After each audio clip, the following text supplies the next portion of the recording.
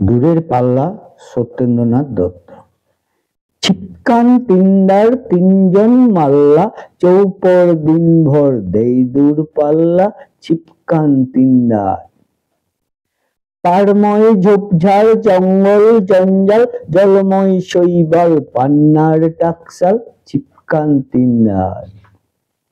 কঞ্চির তীর ঘর ওই চর জাগছে, বনহাঁস ডিম তার শ্যাওলায় ঢাকছে, চুপ চুপ চুপ চুপ ওই ডুব দেই পান কৌটি, দেই ডুব টুপ টুপ ঘুমটার বউটি।